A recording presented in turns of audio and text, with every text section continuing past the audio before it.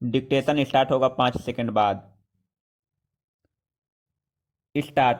हमारे देश की स्वतंत्रता सत्याग्रह की कोख से उपजी। संविधान के पीछे स्वतंत्रता की लड़ाई। महात्मा गांधी का सत्याग्रह। सन 42 की क्रांति व्यक्ति की स्वतंत्रता और गरिमा, सामाजिक, आर्थिक, राजनैतिक न्याय, समता, बंधुता के आदर्श थे।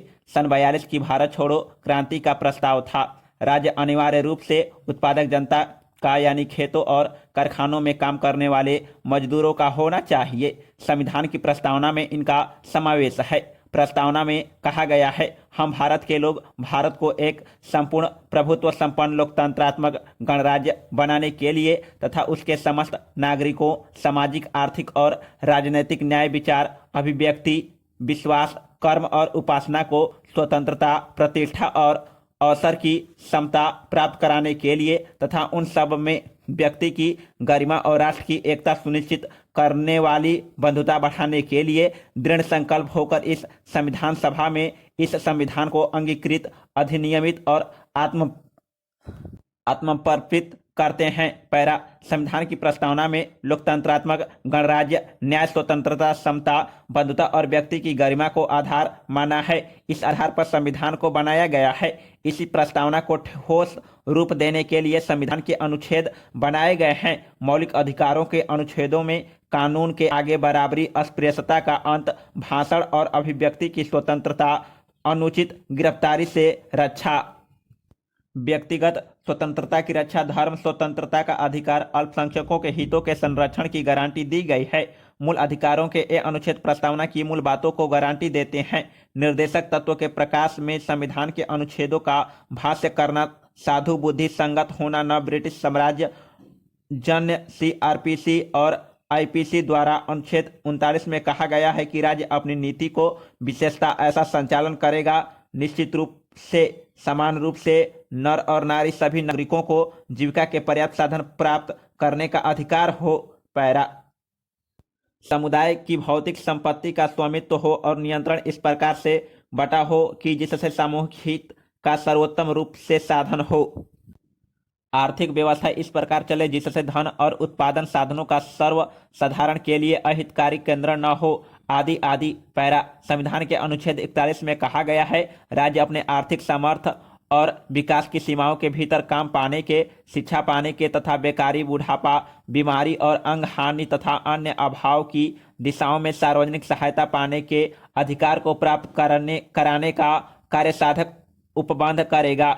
इस तरह इस अनुच्छेद में काम और शिक्षा पाने का अधिकार माना गया है और राज्य के सामर्थ्य के अनुसार बेकारी, बुढ़ापा, बीमारी वगैरह में राज्य की सहायता पाने का अधिकार भी स्वीकार किया गया है। पैरा। अनुच्छेद 45 में संविधान के प्रारंभ में 10 वर्ष की अवधि के भीतर सब बालकों को 14 वर्ष की अवस्था की समाप्ति तक निःशुल्क और अनिवार्य शिक्षा देने के लिए प्रबंध करने का निर्देश दिया गया है।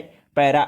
संविधान के मूल अधिकारों या राजनीति के निर्देशक तत्वों का अर्थ संविधान की प्रस्तावना की रोशनी में किया जाना चाहिए, न कि पुराने सड़े दकियानूसी, जब्ता, फौजदारी और ताजीरात हिंद जैसे कानूनों की रोशनी में। हमें खेद है कि देश के उच्च और सर्वोच्च न्यायालयों में जब भी व्यक्ति की स्वतंत्रता का प्रश्न आया है, संविधान के अनुच्छेद का अर्थ जब्ता, फौजदारी के नुक्ते नज़र से किया गया है, जबकि इन्हें जब्ता, फौजदारी का अर्थ संविधान के नुक्ते नज़र से करना चाहिए था। संविधान से जो भी पुराने कानून टकराते हों उन्हें बेहिचक खारिज करना चाहिए था।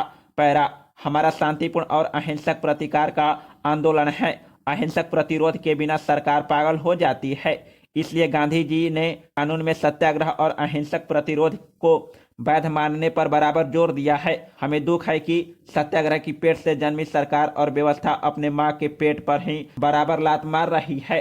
पैरा। राष्ट्रपिता महात्मा गांधी ने हमारे देश के लिए आदर्श प्रस्तुत किए थे। देश उन आदर्शों पर चला और आजाद हुआ। मैं यहाँ उनके कुछ आदर्श वाक्यों को उद्धृत करना चाहूँगा।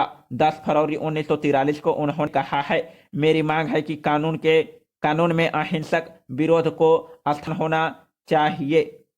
आजकल की सरकार व्यक्तिगत हिंसा का दूसरा नाम है। 22 मई सन 43 को गांधी जी ने लिखा कि शैतान कोई व्यक्ति नहीं, वह एक वसूल है। सत्य का इनकार जेल और सजा के बारे में 31 जुलाई सन 43 को लिखा है, मेरा तो मत है कि जेल खाना होना ही नहीं चाहिए, जब सुधार गृह होने चाहिए। इसी तरह सजा की मुद्दत भी नहीं होनी चाहिए। जब कैदी सुधर जाए तो प्रमाण पत्र प्राप्त कर ले तभी छूट जाए। संविधान के बनते समय ये आदर्श संविधान निर्माताओं के निर्देशक थे। वे इनसे हट रहे थे, लेकिन गांधी जी सन 48 तक जीवित थे। उनके रहते सरकारी नेता गांधी जी से इतना नहीं हट सकते थे कि लिखने पढ़ने में उन आदर्शों को बचा जाए। फिर गांधी जी के मानने वाले भी थे, वे इतने प्रभावहीन नहीं हुए थे कि संविधान गांधी जी के आदर्शों के विपरीत चला जाए। इस प्रकार संविधान बना। पैरा, गांधी जी ने मूल दृष्टि दी, देश दुनिया को बदलने की क्रांतिकारी दृष्टि और तकनीक दी, हम उन्हें भूल गए। 1908 में अपनी किताब हिंद स्वराज में उन्होंने अंग्रेजी सभ्यता के समग्र चुनौती दी। अंग्रेजी राज्य तो इस शैतानी सभ्यता का गंदा औजार था। अंग्रेजी शिक्षा, अदालत, दवा, रेल, सबकी उन्होंने मूल में जाकर आलोचना की। अदालतों के बारे में 1908 में उन्होंने जो हिंद स्वराज में लिखा है वह आज भी कितनी सटीक और सही है। अदालतों ने देश का सबसे बड़ा नुकसान यह किया है कि उन्होंने अंग्रेजी की जकड़ को मजबूत किया है। क्या आप सोच सकते हैं कि अंग्रेजों के लिए बिना अदालतों के अपनी सरकार चलाना संभव होता? यह सोचना भूल है कि अदालत जनता की भलाई के लिए कायम की गई है। जो अपनी शक्ति को बरकरार रखना चाहते हैं वे अदालतों के जरिए ऐसा करते हैं। पैरा, आगे वे लिखते हैं कि मुख्य बात यह है कि बिना अदालतों के अंग्रेजी राज्य चल नहीं सकता था। मान लीजिए कि सिर्फ अंग्रेज जज होते, अंग्रेज वकील होते और अंग्रेज ही पुलिस होते तो वे सिर्फ अंग्रेजों पर राज करते। अंग्रेज बिना हिंदुस्तानी जजों और वकीलों के चल नहीं सकते। अगर आप जान जाए कि कैसे वकील बनाए गए और कैसे वकील बढ़ाए गए तो आप भी उस पेशे से वैसे ही नफरत करने लगेंगे जैसा मैं करता हूं। अगर वकील अपने धंधे छोड़ दे और उसे उतना ही पातकी मानने लगे जितना कि वेश्यावृत्ति है तो अंग्रेजी राज एक दिन में खत्म हो जाए। उनके कारण ही हमारे ऊपर यह आरोप लगाया जाता है कि हम झगड़ालू और मुकदमेबाज हैं। हमें ये उतना ही प्रिय है जितना कि मछली को पानी। जो मैंने वकीलों के लिए कहा है वह जजों पर भी पूरी तौर पर लागू होता है। वे एक दूसरे के मौसेरे भाई हैं। समाप्त।